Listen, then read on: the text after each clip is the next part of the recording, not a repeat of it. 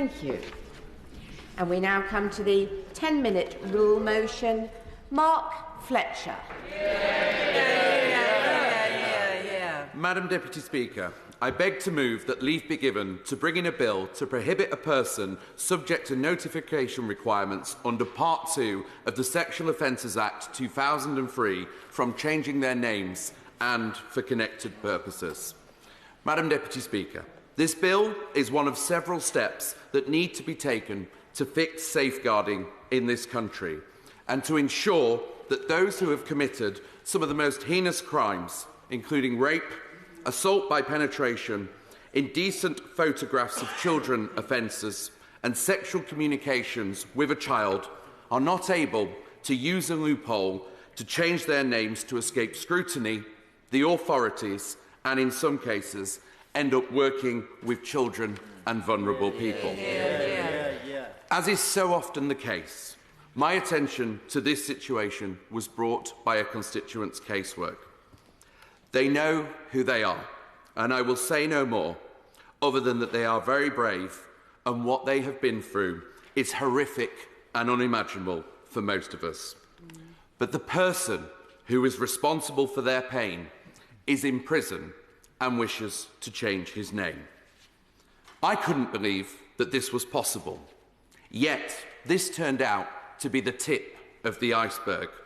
Further research led me to the Honourable Member for Rotherham's excellent work on the issue, and in turn to the Safeguarding Alliance's superb research on the matter, and also the advocacy of my right honourable friends, the members for Harlow and Bromsgrove. I pay tribute to their work, and from here on in, steal many of their arguments and research. The crux of the situation is this. Registered sex offenders are able to change their name by deed poll, both enrolled and unenrolled, allowing them to go under the radar of the authorities and putting society's most vulnerable at risk. Bizarrely, the onus for keeping details up to date on the sex offenders register lies with the offender rather than with the police and other authorities keeping a close eye on the offender. It is illegal not to notify the authorities if you do change your name. It can result in a sentence of 5 years in prison. But there is an automatic right for sex offenders out of prison to be able to change your name. It doesn't take a genius to realise that sex offenders are not the most trustworthy group. And the Safeguarding Alliance's report of April 2021 discovered that 16,000 offenders have breached notification requirements in the past 5 years. 905 went missing between 2017 and 2020. And the BBC News website released new figures this morning saying that 729 went missing between 2019 and 2021. Rose West, Ben Lewis, Vanessa George, Ian Huntley, they all changed their names. The Bichard inquiry of 2004, set up in response to Mr. Huntley's horrific crimes, identified name changing as a problem that needed solving, yet it remains unsolved. The same inquiry led to the establishment of the Disclosure and Barring Service, or DBS service, that many of us will know. It is meant to provide assurance to employees that employers that an employee or a volunteer is safe. But a sex offender can now change their name and, with little difficulty, receive a passport or a driving licence with their new name. At no point are you asked if you have a criminal background. In turn, and in some cases, this can lead to a DBS check under their new identity. And too often, we find these people working in schools, care homes, and elsewhere. A few years ago, there was a debate in this House about whether prisoners should have the right to vote. It was agreed they should have no such right.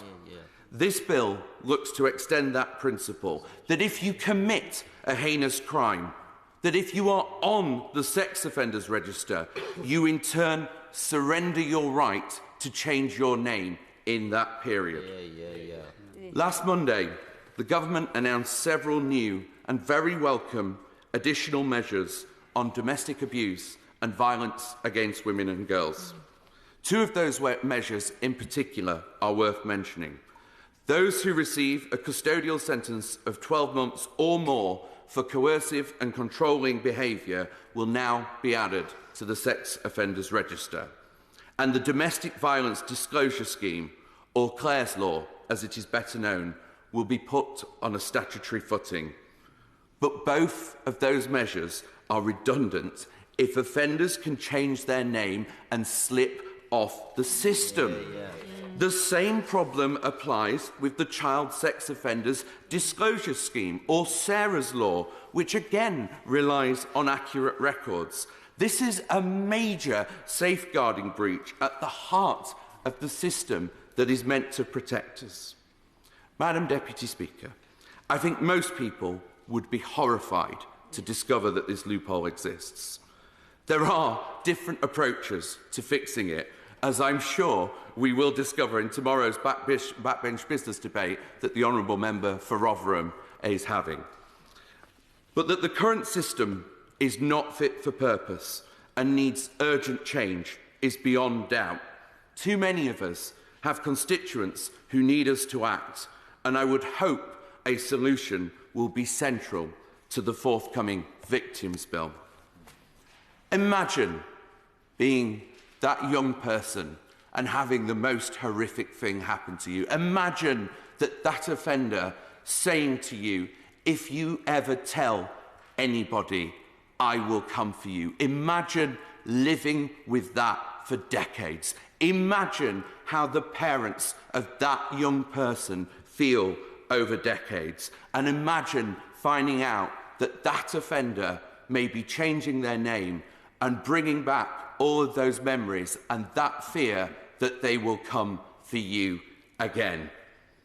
This bill is about being on the side of victims and making sure that they do not have to go through that. Again, I pay tribute to my very brave constituents who I know are watching today for bringing this mind-boggling matter to my attention, to the Safeguarding Alliance for all the work they have done on this, and to all of those colleagues who have supported the bill, particularly the over 50 Conservative backbench colleagues who have supported it publicly and privately. I cannot mention them all today. But in particular, I draw the government's attention to the fact that 2 former Home Secretaries and a former Justice Secretary have supported the bill, and that the former Prime Minister and Home Secretary, my right honourable friend, the member for Maidenhead, also supports the bill. Safeguarding is about ensuring our most vulnerable are protected, and we must end the real, immediate and significant risk of harm that this loophole creates. We cannot wait for another inquiry to tell us what we already know.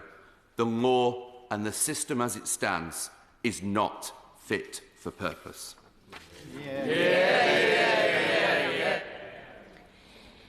The question is that the honourable member have leave to bring in the bill. As many as are of that opinion say aye. Aye. The contrary, no. I think the ayes have it, the ayes have it. Who will prepare and bring in the bill? Sarah Champion, Priti Patel, Alicia Cairns, Caroline Noakes, Paul Holmes, William Ragg, Chris Bryant, Robert Buckland, David Davis, Alex Davis-Jones, Sajid Javid, and myself, Madam Deputy Speaker.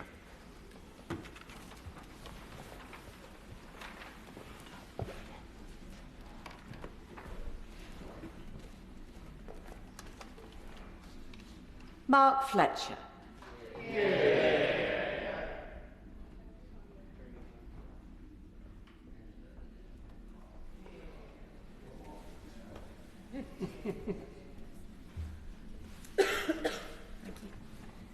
Sexual Offences, Prohibition of Name Change Bill. Second reading what day? Friday the 24th of March. Friday the 24th of March. Thank you.